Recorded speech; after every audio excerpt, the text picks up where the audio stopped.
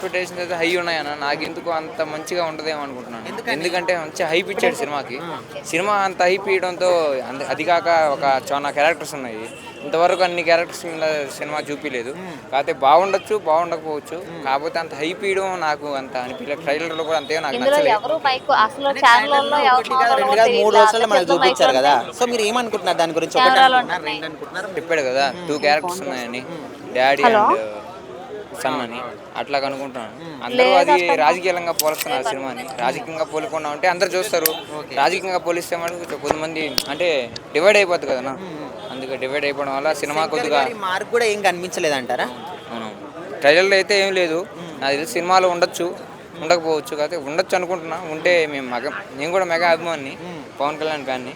So ఇప్పటి వరకు మనకు రామ్ చరణ్ సినిమాలు అన్నీ కూడా స్టార్టింగ్ నుంచి ఇప్పటి వరకు ఆయన సినీ ప్రస్థానం గురించి మీరు ఏం చెప్తారు? రామ్ చరణ్ ఫస్ట్లో వచ్చినప్పుడు అందరూ అంతా రాడు, మెగా ఫ్యామిలీలో చెడబుట్టాడు అది ఇది అన్నారు. అది ఇంకా ప్రపంచాన్ని ఏళ్తాడన్న అంటే ఈ సినిమా హిట్ అయితే ప్రపంచాన్ని ఖచ్చితంగా ఏళ్తాడు. త్రిపురాలతో ఆల్రెడీ ఏలేసాడు. ఇంకా ఇంకన్నీ నాన్నగారి పేరు నిలబెడతాడు అనుకోవచ్చా చిరంజీవి గారి? ఆల్రెడీ నిలబెట్టాడు కదా. ఇంకేందని నిలబెట్టాడు. ఆల్రెడీ నిలబెట్టాడు, ఇంకా నిలబెడతాడు. అట్టే ఉంటుంది. ఆ పేరు చిరస్థాయిలో నిలిచిపోద్ది అది అనుకుంటున్నాను. మేమైతే గేమ్ చేంజర్ ప్రిపేర్ చేస్తున్నాం. ఎందుకంటే గేమ్ చేంజర్ శంకర్ డైరెక్షన్ అంటే భారీ అంచనాలతో రిలీజ్ అవుతుంది సార్. అంతకు మించి రామ్ చరణ్ గారు ఉన్నారు కాబట్టి హైప్ మీద ఉంటుంది సినిమా అని. అది కాక ఇంకోటి ఏంటంటే 250 అడుగుల కటౌట్ అనేది ఎక్కడ ఇంతవరకు పెట్టలేదు కాబట్టి ఆ కటౌట్ చూస్తేనే అసలు ఏంది అనేది కాన్సెప్ట్ అనేది లోతుకి వెళ్ళి ఆలోచిస్తే చాలా వరకు ఆసక్తికరంగా చూడాలనిపిస్తుంది. అంటే ఇక్కడ ఇద్దరు సీనియర్ హీరోలు, ఒక యంగ్ హీరో, అవును. Family plus action, Balakrishna Venkatesh అదేమో రామ్ చరణ్ ఎలా ఉండబోతున్నారు? యంగ్కి మాస్క్ అనేది కాదు, స్టోరీలో దమ్ము ఉండాలని. ఇప్పుడు చిరంజీవి అయినా బ్లాక్ బస్టర్ కొట్టాలని గ్యారంటీ లేదు కదా. చిరంజీవి సినిమాలు కూడా ఫ్లాప్ అయిన సినిమాలు చాలా ఉన్నాయి. కానీ స్టోరీ కంటెంట్ బాగుండాలి, స్టోరీ కట్అవుట్ ఉండాలి, డైరెక్షన్ బాగుండాలి, డైరెక్షన్ ఫీల్డ్ స్టంట్స్. ఇప్పుడు దీంట్లో ఏంటంటే గేమ్ చేంజర్ ఏంటంటే స్టంట్స్ ఎక్కువ ఉన్నాయి.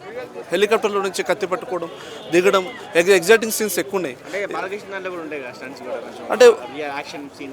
అంటే ఇంతవరకు హెలికాప్టర్లో కత్తి పట్టి లుంగి పంచ కట్టుకొని దిగిన సీన్స్ లేవు కదా.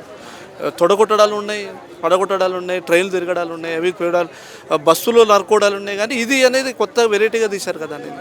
అదిగా ఇంకోటి ఏంటంటే లుంగి పంచం మీద హెలికాప్టర్లో కత్తి పట్టుకోవడం ఏందనేది లోతుగా ఆలోచిస్తే చాలా కాన్సెప్ట్ బాగుందని ఆలోచన. ఇంకోటి ఏంటంటే వెంకటేష్ గారి ఫ్యామిలీ, మీరు అన్నట్టుగా వెంకటేష్ గారి ఫ్యామిలీ హీరో అని అందరికీ తెలుసు. ఇది కూడా ఫ్యామిలీ సినిమానే కదా. అటువంటి ఫ్యామిలీ సినిమాలు వెంకటేష్ ఇంతకుముందు చూడలేదా? ఇంకా ఓవరాల్గా ఏంటంటే ఒకటి సాంగ్స్ పరంగా ప్లస్ అవుతుంది.